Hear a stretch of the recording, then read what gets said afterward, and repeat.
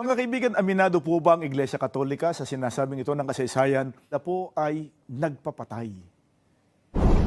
Grabe talaga ang akusasyon nila. Apostasy o pagtalikod sa pananampalataya ng unang Iglesia ni Kristo noong unang siglo. Tuparan ng naganap na pagtalikod sa pananampalataya ng mga kaanib sa unang Iglesia ay ang Iglesia Katolika Romana. Ngayon, ano ba ang nakasulat sa Pasugo Magazine ng mga ministro ni Felix Manalo? Mabasa ninyo dyan. Daay si Edward M. Maranata until the present time. And that this church which survived to such a great passage of time is none other than the Roman Catholic Church. Meron nga po bang lumitaw na mga tagapangaral na napatawag na Ama sa Espiritu? Unang Korinto Kapitulo 4, versikulo 15. So, tahasang tinatawag San Pablo ang kanyang sarili na espiritual, na ama ng mga Kristiyano sa pamamagitan ng Ebanghelyo. Naging bulaan na ba si San Pablo?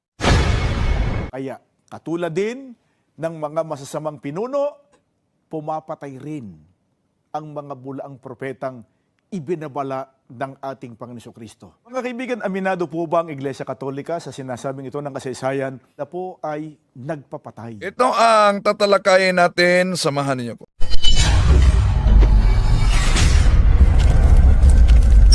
Kumusta? Welcome sa ating mga suking taga-subaybay. Inanyiyahan natin. Huwag kalimutang pindutin ang like sa ating live. At huwag ding kalimutang mag-subscribe sa mga bago pa lang. At pindutin ang bell button para updated kayo mag-comment at i-share ninyo.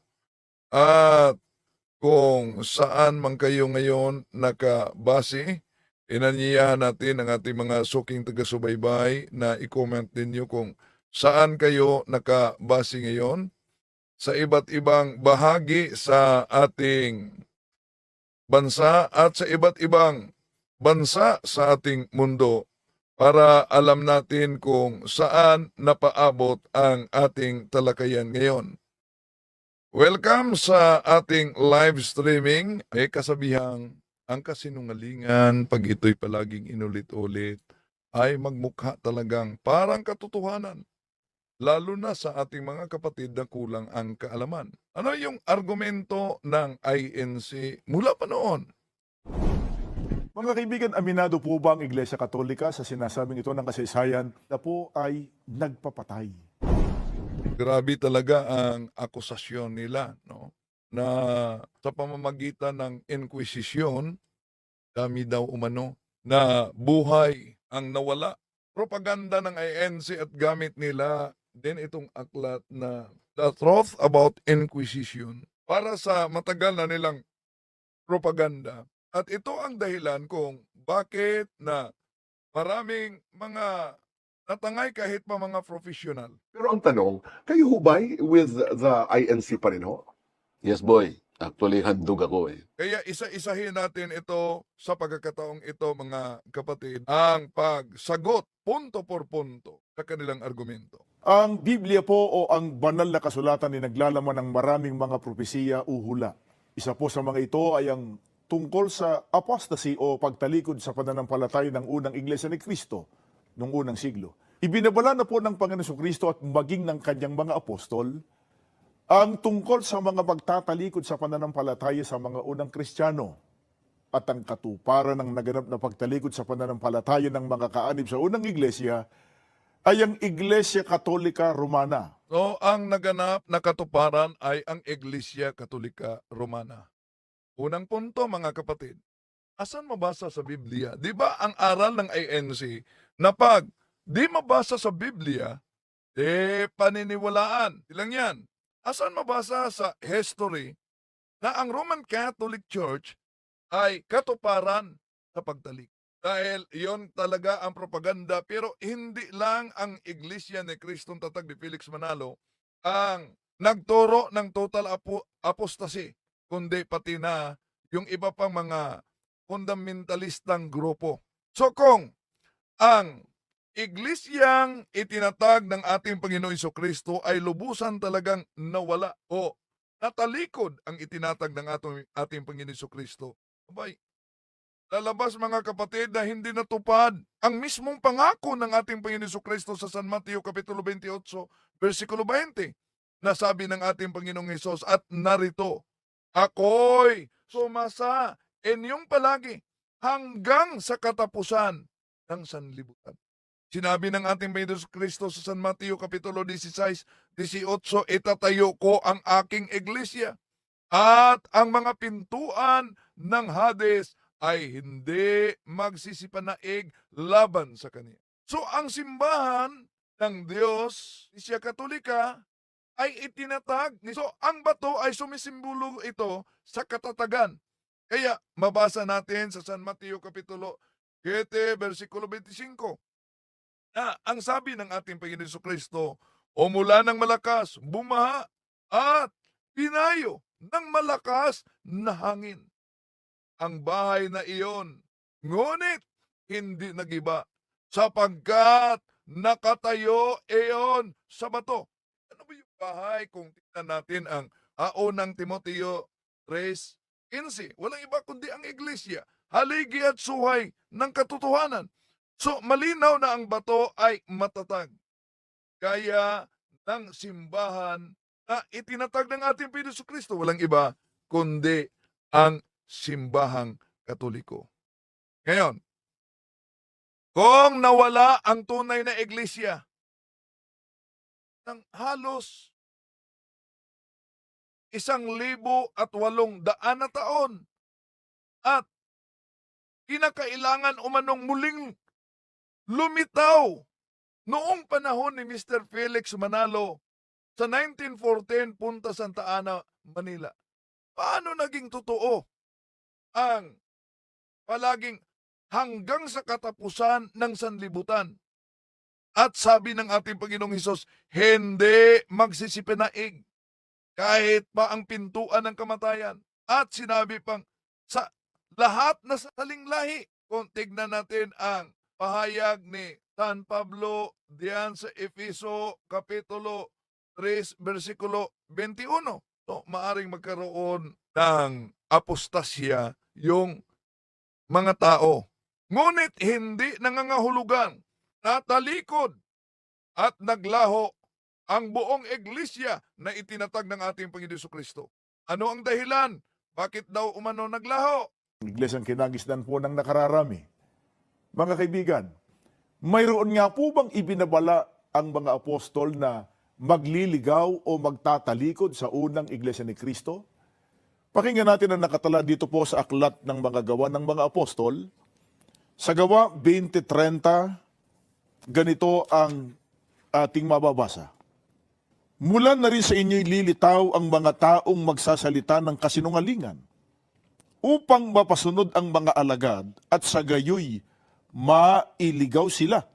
Mga kaibigan, napakalino po nang narinig natin na ibinabala ni Apostol Pablo na magmumula sa mga kausap niya noon ang magliligaw o ang magtatalikod sa iglesia. Sino po bang mga ito ayon kay... Well, kung tingnan natin mga kapatid, wala tayong mabasa na itatalikod ang iglesia.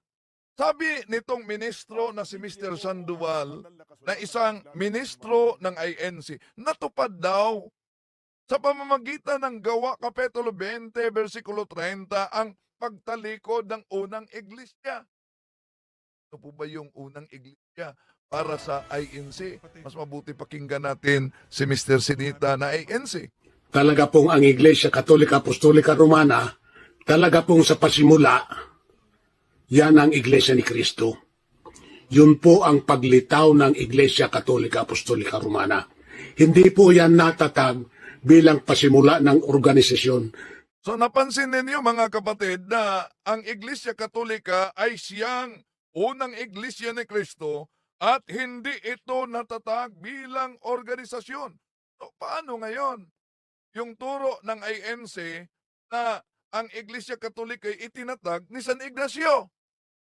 Oh, nagsusuwaga na. Nagkukontrahan na sila. So kaya balikan natin ang Gawa Kapitulo 20, versikulo 30 na natalikod daw ang unang iglesia. At nagsisilitaw sa mga kasamahan ang nakasulat diyan. Yung mga taong nagsasalita ng mga bagay na masama. At anong dahilan? Upang magdala ng mga alagad sa kanilang yun ang nakasulat sa Gawa Kapitulo 20, 30. Pero, hindi sinabi ng naturang talata sa Gawa Kapitulo 20, 30 na ginagamit ng mga ministro ni Felix Manalo, mga kapatid, na ang buong iglesia na itinatag ng ating Panginoon Jesucristo ay natalikod. Wala kayong mabasa niyan. Wala kayong mabasa na nawala ang tunay na iglesia. Ang babala diyan ay tungkol sa mga taong lilitaw at magliligaw ng mga alagad. Ay malaking pagkakaiba yung mga tatalikod mula sa iglesia at yung tatalikod ang buong iglesia. At wala kayong mabasa diyan sa Gawa Kapitulo 20, versikulo 30 na ginagamit nilang tatalikod ang buong iglesia. Dahil ito'y ginagamit ng ANC bilang propaganda para lang makapasok ang tatag ni Felix. Patunay na ba na ang Gawa Kapitulo 20, versikulo 30 ay natalikod ang buong iglesia? Hindi. Bakit hindi? Kung ituloy lang natin ang Gawa Kapitulo 20, versikulo 31, ituloy lang. Mabasa natin yan. Kaya nga, sabi ni San Pablo, kaya nga, nangagpuyat kayo sa inyong alalahanin, na sa loob ng 3 taon ay hindi ako tumigil. Gabi't araw, napaalalahanan ang bawat isa. Nasa Gawa Kapitulo 20:31, malinaw. Nagpaalala si San Pablo upang hindi sila malinlang, upang sabihing tiyak na mawala ang buong iglesia. Iyan, to mga kapatid, ang pagkakaroon ng mga taong nagtuturo ng kamalian ayon sa Gawa Kapitulo 20, versikulo 30 ay hindi yan katumbas ng total apostasy sa buong iglesia. Kaya, sa halip na ang talata sa 31 ay utos na magbantay at mananatiling tapat, ay pagtatalikod ng ilan. Oo, ilan na mula sa tunay na iglesyang tatalikod. Kahit pa sa mga ordained minister na magturo ng kamalian. Pero natalikod ba ang buong iglesia? Hindi. Hindi talaga yan ang nakasulat sa Gawa Kapitulo 20, versikulo 30, 31, mga kapatid. Kaya mag-ingat kayo sa ganitong uri ng propaganda nila para lang makapasok ang tatag ni Felix. Kay Apostol Pablo, silaan niya ang mga taong magsasalita ng kasinungalingan, hindi po ng katotohanan, magsasalita ng kasinungalingan upang mailigaw o maitalikod ang mga alagad. Bukod po kay Apostol Pablo, mga kaibigan, sino pa po ang nagbabala ukol sa mga tagapangaral na magtuturo ng kasinungalingan, magtatalikod sa unang iglesia? Pakinggan natin ang pahayag naman ni Apostol Pedro, dito po sa kanyang ikalawang sulat, ikalawang Pedro 2:1. Noong una, lumitaw sa Israel ang mga bulaang propeta. Sa inyo naman, may lilitaw ng mga bulaang guro. Gagamitan nila ng katusuhan ang pagtuturo ng mga aral na makasisira sa inyong pananampalataya. Itatakwil nila ang Panginoong nagligtas sa kanila, kaya't biglang darating sa kanila ang kapahamakan. Mga kaibigan, Sino ba ang nagtakwil sa Panginoong nagligtas? Di ba ang INC ayaw nila tanggapin na si Kristo'y tunay na Diyos? Para sa kanila, siya ay Panginoon, hindi Diyos. Ibig sabihin, dalawang ori ang Panginoon. Panginoon na Diyos at Panginoon na hindi Diyos. ito naman ay pahayag ni Apostol Pedro. Yes, pahayag talaga yan ni Apostol Pedro, yung binasa niya, ikalawang Pedro 2:1. Pero ang tanong, natalikod ba ang unang iglesia batay sa ginamit nilang talata 2 Pedro 2:1? Sinabi ng 2 Pedro 2:1 na ang buong unang iglesia ay natalikod. Ang sinabi ay magkakaroon sa inyo ng mga bulaang guro na lihim na magpasok ng maling aral. Tanong para sa INC. Kung ang paglitaw ng mga bulaang guro ay nangangahulugang natalikod na ang buong iglesia, bakit hindi sinabi ni San Pedro na lahat ng iglesia ay magiging bulaang guro o lubusang mawawala? Ang pangalawang Pedro Kapitulo 2, versikulo 1 ay propesiya ito tungkol sa paglitaw ng mga bulaang guro, hindi sa total apostasy o lubusang pagtalikod o pagkawala sa iglesyang itinatag ng ating Panginoon Jesucristo na sila mismo nagsabi ang Iglesia Katolika ay siyang tunay na iglesia. Ibinabala niya noon na sa loob din ng unang iglesia, lilitaw ang mga bulaang guro na magtuturoan niya ng mga aral na makasisira. Tama, tulad nila ni Arius. Galing sa loob yan ng simbahang Katoliko. Pero lubusan bang nawala ang tunay na iglesia? Nestorius. Orden Ministerian. Galing sa simbahang Katoliko. Si Martin Luther. Agustinian monk. Orden Minister. Galing sa simbahang Katoliko. Gregorio Aglipay. Paring Katoliko. Dami pa. Pero lubusan bang nawala ang simbahang Katoliko? Si Felix Manalo nga, ang kanyang pangalan ayon sa Pasugo Magazine. Galing sa santong si Saint Felix, Katoliko siya noon. Tinatalikuran niya ang kanyang pananampalataya na sino ang katuparan. Sa unang Juan 2:18-19, nandito na ang mga antikristo. Yung mga tumatalikod sa tunay na Sa pananampalataya ng mga alagad. Ano po ang tawag ng ating Panginoon Kristo sa mga taong magliligaw o magtatalikod sa kanyang mga alagad? Pakinggan natin ang pahayag mismo ng ating Panginoon Kristo dito po sa Mateo 24:11. At magsisibangon ang maraming bulaang propeta at kanilang ililigaw ang marami. Mga kaibigan, narinig po natin, mga bulaang propeta ang tawag ng Panginoon Kristo sa mga magliligaw o magtatalikod sa kanyang mga alagad. walang mabasa diyan na magtatalikod sa lubos na magtatalikod sa unang iglesia. Kaya mali ang interpretasyon nila, mali ang konklusyon nila. Ang Mateo Kapitulo 24, versikulo 11 ay nagsasabing, at magsisibangon ang maraming bulaang propeta at kanilang ililigaw ang marami. So napansin ba? Ililigaw ang marami. Hindi ililigaw ang buong iglesia. So, mali ang konklusyon ni Felix Manalo na natunod ng mga ngaral sa INC. Ang paglitaw ng bulaang propeta ay patunay na magkakaroon talaga ng mga taong maliligaw.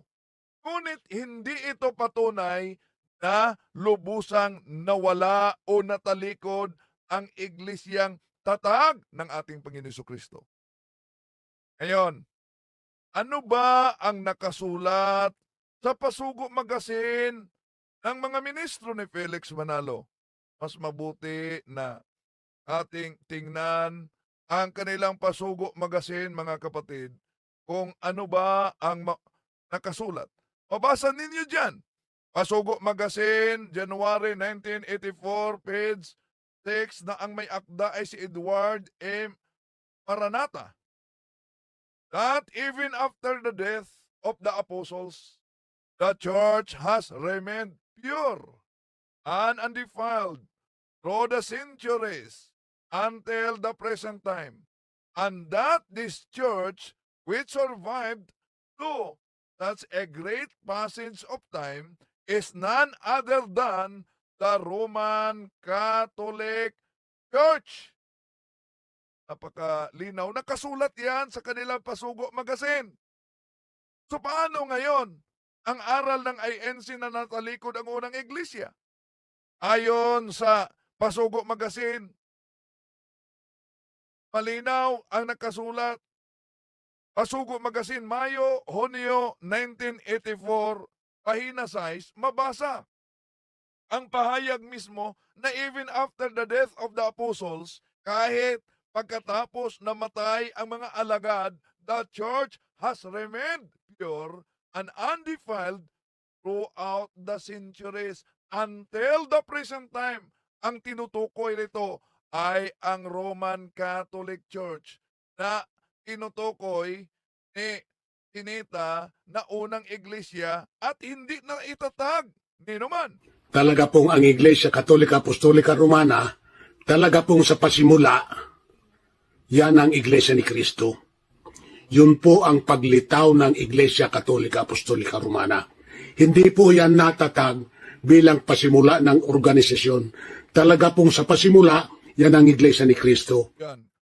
Paano ninyo tutulan, mga kapatid, na natangay sa Iglesia ni Cristo? Sana gawin ninyo napakalinaw.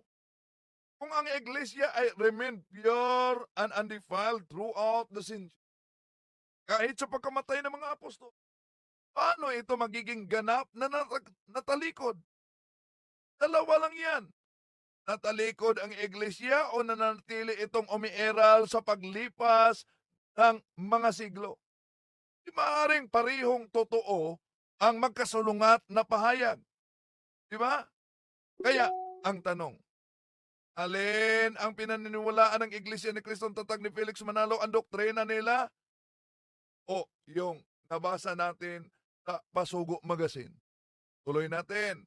Ang dahilan at talata na ginagamit nila kung paano natalikod ang unang iglesia ni Kristo na ayon sa kanila, ang unang iglesia ni Kristo ay ang simbahang Katoliko. Napansin niyo mga kapatid?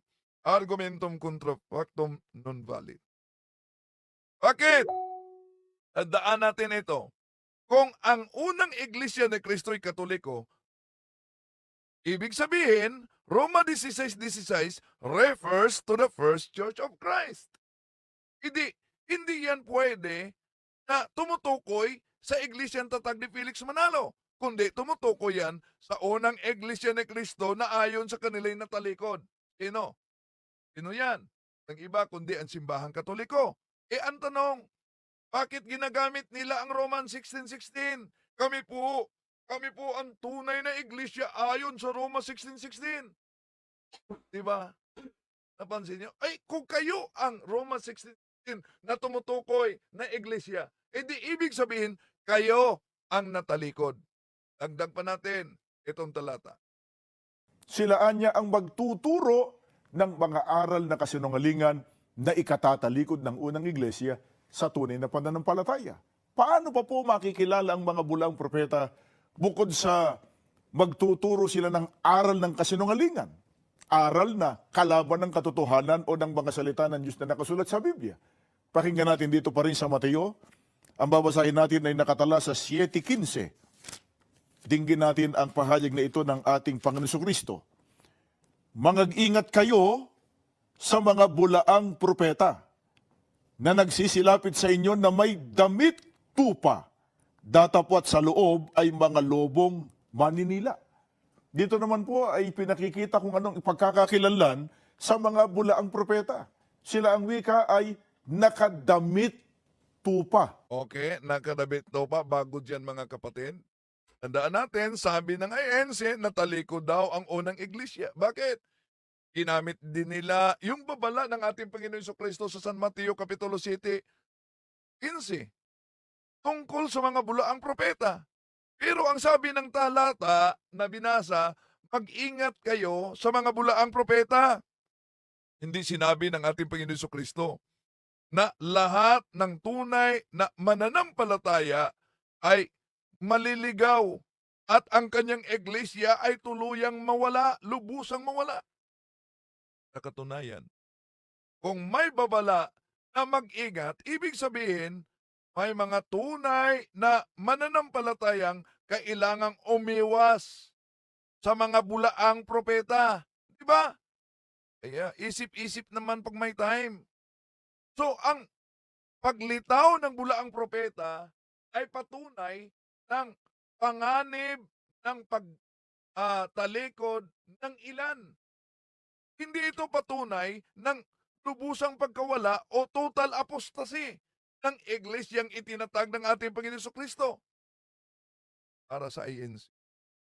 Tanong natin, saan ba mismo sa San Mateo Kapitulo 7:15 nakasulat na matatalikod ang buong iglesia na itinatag ng ating Panginoon Kristo at mawala sa mundo para makapasok ang tatag ni Philip? Wala. Isip lang yan at imagination. Tuloy natin. Alamin muna natin, sino po ba yung tupa na ang kanyang pananamit ay tutularan nitong mga bulaang propeta? Sa Juan, sa 1:29 ganito ang ating mababasa. Nang kinabukasan ay nakita ni Juan si Jesus na lumalapit sa kanya at sinabi, narito ang kordero ng Diyos na nag-aalis ng kasalanan ng sanlibutan. Ang tinutukoy po ng binasa natin na kordero o tupa ay ang ating Panginoon Kristo. Kaya ang tanong natin kanina, sino ho yung tupa na tutularan ang kanyang pananamit ng mga bulang propeta? Tutularan po nila ang pananamit ng ating Panginoon Kristo. Sila pong ibinabala ng ating Panginoon Kristo na magtatalikod sa pananampalataya sa kanyang mga alagad. Well, tingnan natin ang nakasulat mga kapatid. Kung tama ba ang aral ni Felix Manalo at natanggap ng mga ministro na ipinangaral nila hanggang ngayon? Sino ang tupa na may pananamit umano na tularan ng bulaang propeta? Juan 1:29. May mabasa ba diyan na ang pananamit ng kordero ay tularan ng bulaang propeta? Wala naman. Aling gamitin ang Juan Kapitulo 1:29 para sabihin ang mga pare ay nagdamit tupa dahil nagsuot sila ng abito. Ang sinabi sa Juan Kapitulo 1 versikulo 29, narito ang kordero ng Diyos na nag-aalis ng kasalanan ng sanlibutan. Ang pagiging kordero ng Diyos ng ating Panginoon Kristo ay hindi ito tumutukoy sa kanyang kasuotan na abito, kundi sa kanyang sakripisyo para sa kasalanan ng buong mundo. So ang pagsuot ng natatanging kasuotang pangrelihiyon, yung abito, alam nyo ba na makita yan sa Biblia? Alam nyo ba na inutos ng Diyos mismo yan sa Biblia? Tingnan niyo mga kapatid na mga nag-aaral ngayon at nagsaliksik ng katotohanan. Tingnan niyo ang Exodo Kapitulo 28, versikulo 4. Mabasa natin diyan na ang sabi ng Diyos, ito ang mga kasuotang kanilang gagawin. Isang pictorial, isang ephod, isang balabal, isang tunika, at isang pamigkis. Magawa sila ng mga banal na kasuotan para kay Aaron na inyong kapatid at kaniyang mga anak upang sila'y maglilingkod sa akin bilang mga pare. May banal na kasuotan. O para sa mga letra por letra, may nabasa ba kayo na banal na kasuotan sa Biblia parang Tagalog at Amerikana? Hindi ba wala? Kaya hindi ebidensya ng pagtalikod yung pagsusuot ng abito ng pare. Bakit? Sa lumang tipan pa lamang, ang Diyos mismo ang nag-utos na magkaroon ng natatanging banal na kasuotan ang mga pare at yon ay abito. Kaya ang tanong natin sa INC, kung ang pagsuot ng natatanging kasuotan ng pare ay tanda ng pagtalikod, abay, bakit ang Diyos mismo ang nag-utos sa lumang tipan ng kasuotang pangpare ayon sa Exodo Kapitulo 28, versikulo 4. Ba? Okay. Pakinggan natin ang palusot nila dito. Tanong mga kaibigan, may lumitaw nga bang mga tagapangaral, mga tagapanguna ng relihiyon na tumulad sa pananamit ng ating Panginoon Kristo, nagdamit tupa? Para hindi po tayo maparatangang nangaatake o kaya ay nagpaparatang, babasahin namin sa inyo ang aklat ng Iglesia Katolik. May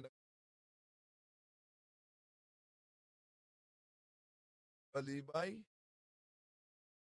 Yeah, I was watching in Bro Jun, pero naputol Jun rin, naputol daw ang live mo.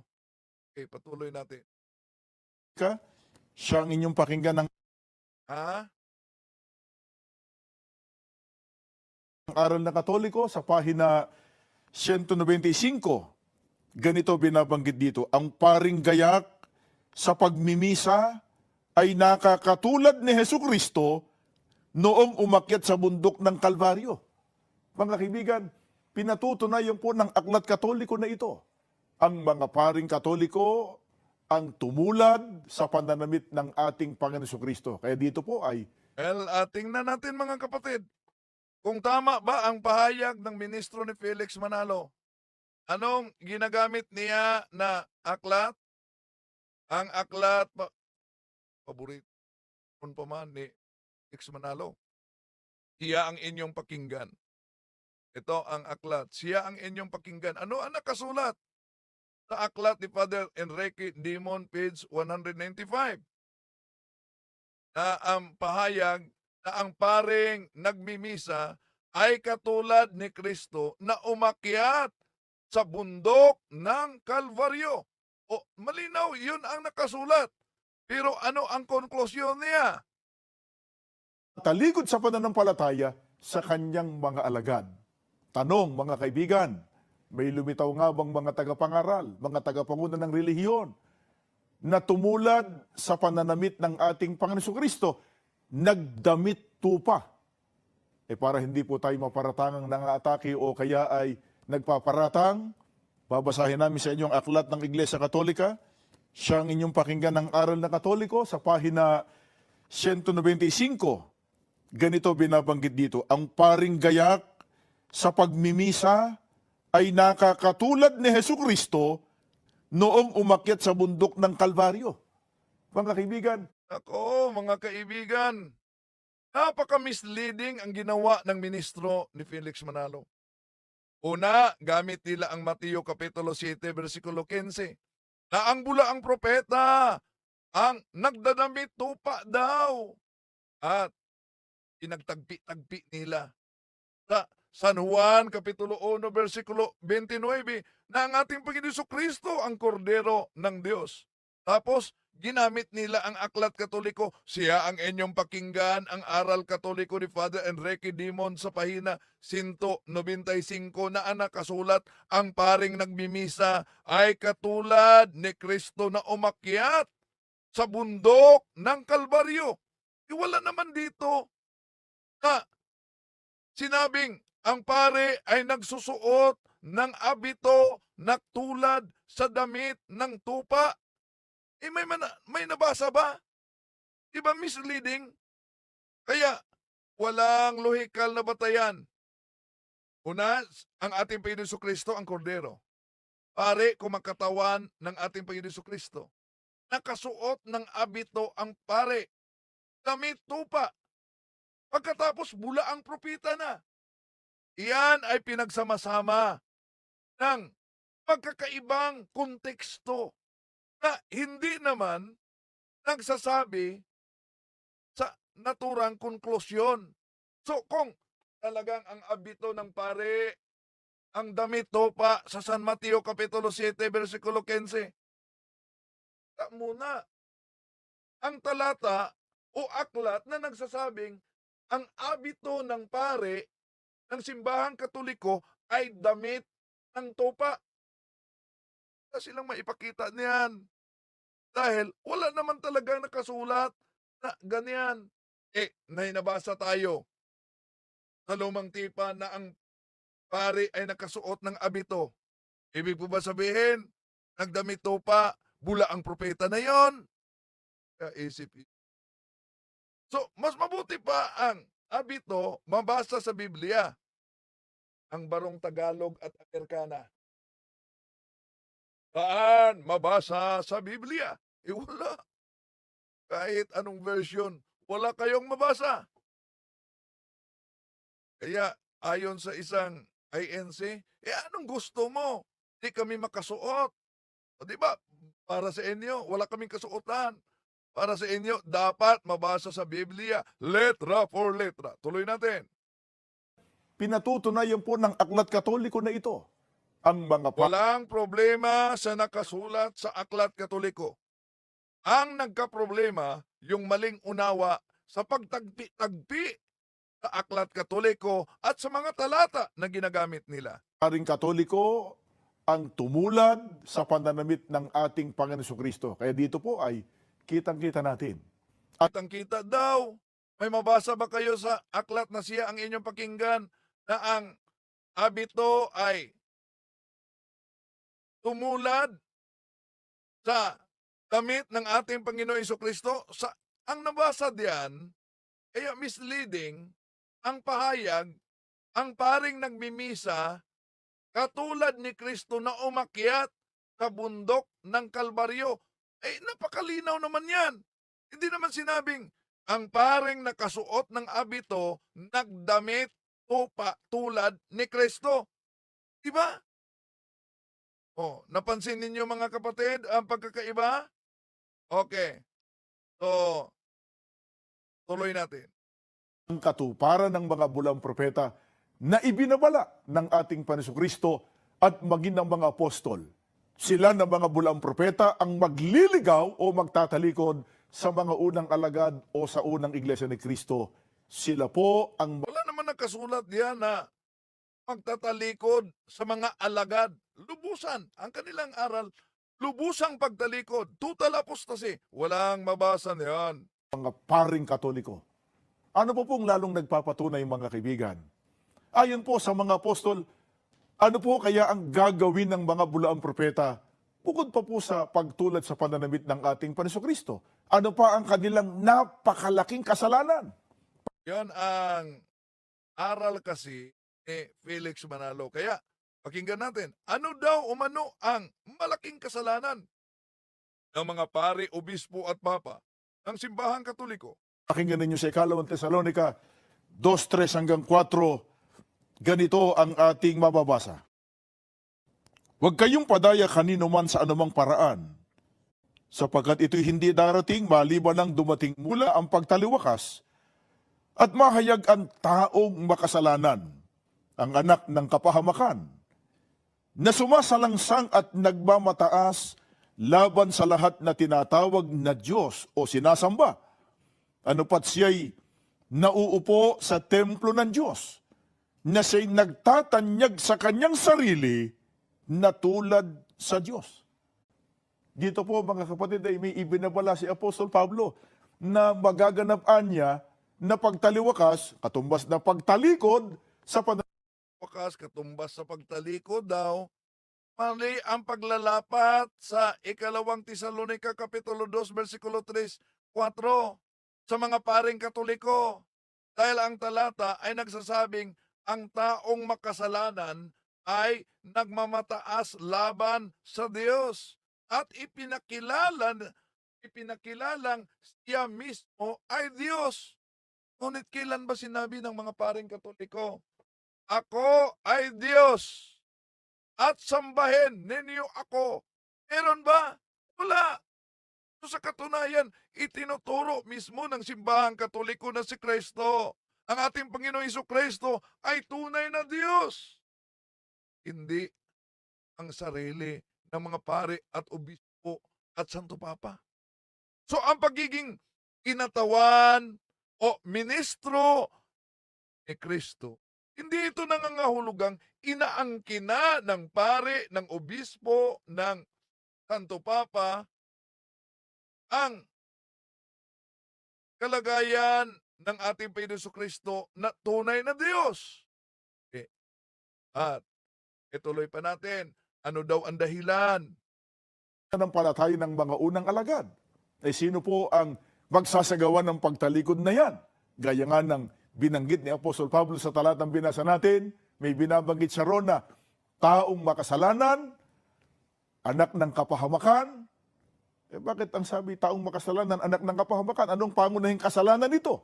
Ang sabi, Yun, anong pangunahing kasalanan daw? sumasalangsang laban sa Diyos.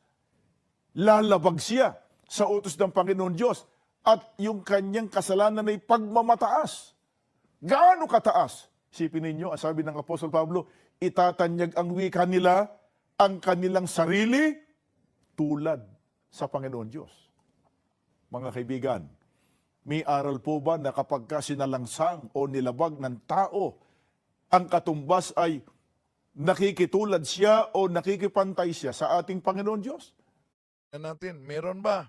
Biblia muling babasahin natin sa Mateo 23, ang talata ay 9. Ganito ang ating mababasa. At huwag ninyong tawaging inyong ama ang sino mang tao sa lupa, sapagkat iisa ang inyong ama, sa makatwid siya na nasa langit. Mga kaibigan, sa talatang ito ay mahigpit na ipinagbabawal ng ating Panginoon Kristo na tawaging ama tulad ng pagkaama ng Diyos sa langit ang sino mang tao dito sa lupa. Kaya para sa mga INC, huwag niyong tawaging ama ang inyong ama, ha? Dahil bawal daw. Nakabasa lang ng San Mateo Kapitulo 23:9 na huwag ninyong tawaging ama ang sino man dito sa lupa sapagkat iisa ang inyong ama na nasa langit. Ay, Bakit? Di ba ninyo nabasa na Mateo Kapitulo 23:8? Ituloy natin sa 9:10. Ito ang nakasulat. Huwag kayong tatawag sa mga tao na guro. O hindi lang pala ama, guro. Alam nyo ba, sa English, leader. Pero ang tanong, bakit sa Pasugo Magazine ni Felix Manalo, si Felix Manalo, tinatawag na leader? Yun ang problema pag pinuto lang ang konteksto. San Mateo Kapitulo 23:8-9. Yes, tuloy natin. Huwag kayong tatawag sa mga tao na guro. Sa English din nyo, leader. Ang tanong, yung mga nagtuturo sa New Era University. Ang tanong, anong tawag yon? Guro o hindi? Ay malinaw yan. San Mateo 23:8-10. Huwag kayong patawag sa mga tao na guro sapagkat iisa ang inyong guro, ang inyong pinuno. At kayong lahat ay magkakapatid. Ito na sa 9. Kala nila nakapunto sila.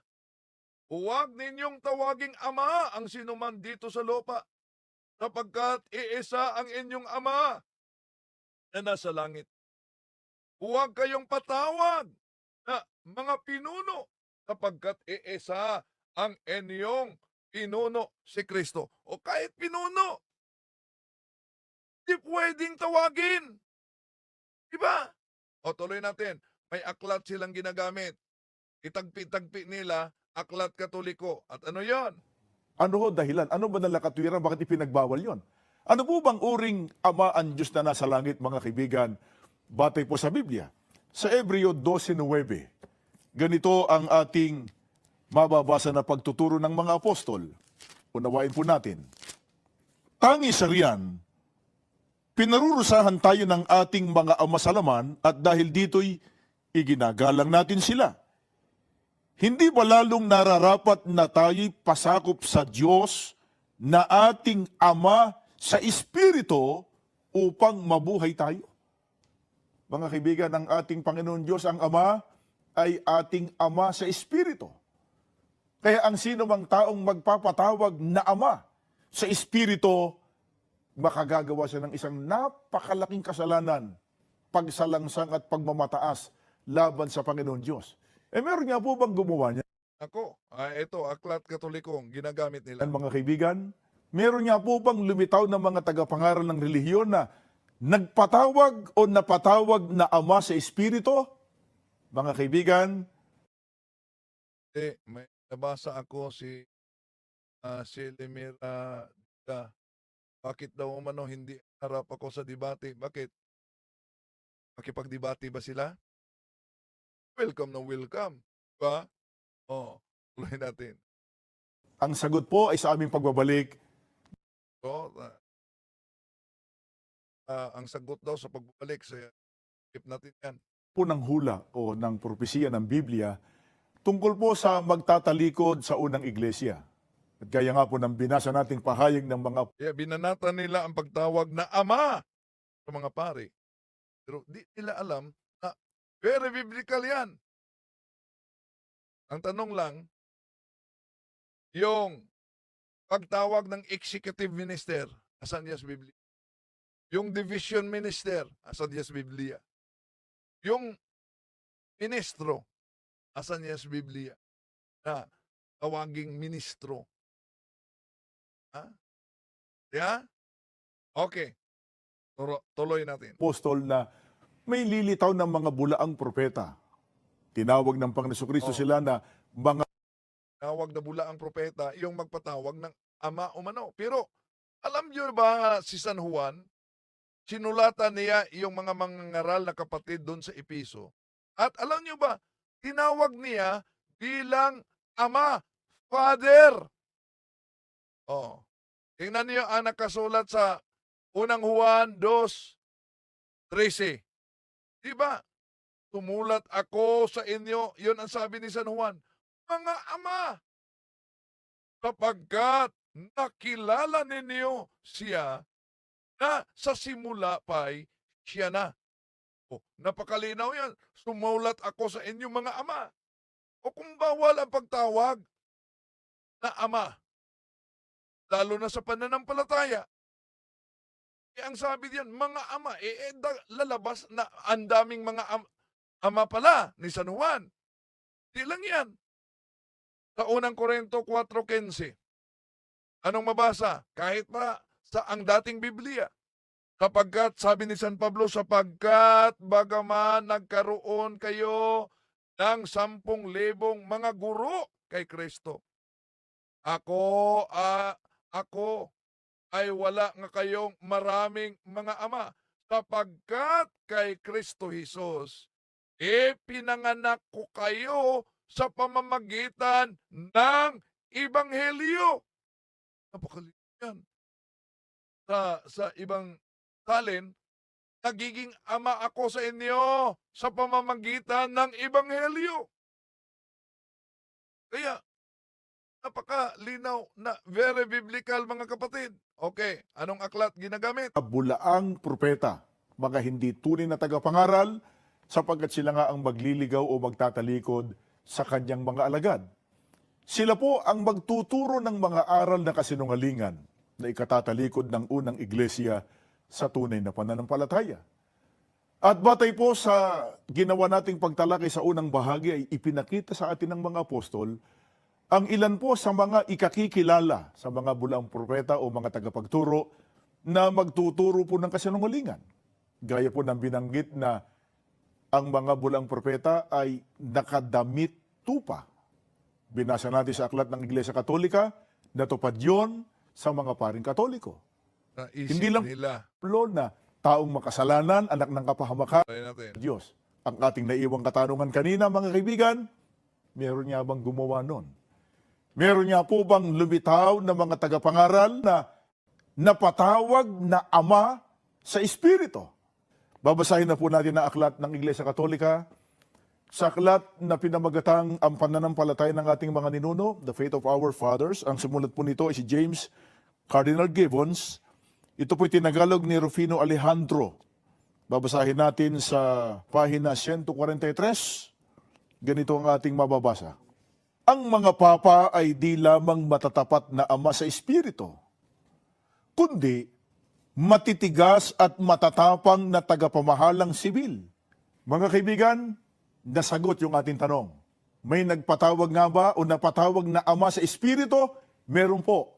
gaya ng binasa natin, ang mga papa o kinikilalang papa sa Iglesia Katolika. Yan ang pagtagpi-tagpi nila sa pananampalataya ng ating mga ninuno ni General Gibbons sa pahina 143 na ang Papa ay di lamang matapat na ama sa espiritu kundi matapang at matitigas na tagapamahalang sibil. Pero ang tanong, dahil po ba sa nakasulat, ibig sabihin ba bulaang propeta na ang Papa at mga pare? Maling konklusyon na bulaang propeta ang mga Papa at pare dahil lamang sa sinasabi sa pananampalataya ng ating mga ninuno ni James Cardinal Gibbon sa pahina 143 na ang Papa ay naging pamahalang sibil at ama ng Espiritu, spiritual father. So ang tagapamahalang sibil ay hindi ito nangangahulugang bula ang propeta na. Ito ay tumutukoy sa temporal o pampolitikong kapangyarihan na ginagampanan ng Papa sa ilang panahon ayon sa kasaysayan, lalo na bilang pinuno sa tinatawag na Papal States, katuparan sa Daniel 2:44 na ang Diyos ay magtatag ng isang kaharian na hindi magiba. Ngunit gigiba ito ng maraming kaharian. Ano bang kaharian ang gigiba ng Una, kaharian ng mga pagano. Kaharian ng mga pagano. Pangalawa, kaharian ng iba na nasa punan. So, kung bula ang propeta, agad yung isang leader ng relihiyon dahil nagkaroon ng tungkuling sibil, inasaan sa talata sa Biblia na nagsasabing ang sinumang namumunong espiritual na naging tagapamahalang sibil ay naging bulaang propeta. Wala tayong mabasa diyan. Kaya hindi sapat ang siping ginagamit nila sa pananampalataya ng ating mga ninuno para ibanat nila sa simbahang Katoliko at sa mga kaparian. Unang Korinto Kapitulo 4, versikulo 15, anong sabi ni San Pablo? Sapagkat bagaman meron kayong 10,000 tagapagturo kay Kristo, gayon may wala kayong maraming ama, sapagkat kay Kristo Jesus ay ipinanganak ko kayo sa pamamagitan ng Ebanghelyo. Sa ibang salin, nagiging ama ako sa inyo sa pamamagitan ng Ebanghelyo. So, taas ang tinatawag San Pablo ang kanyang sarili na espiritual na ama ng mga Kristiyano dahil sa kanyang ipinanganak kay Kristo sa pamamagitan ng Ebanghelyo. Naging bulaan na ba si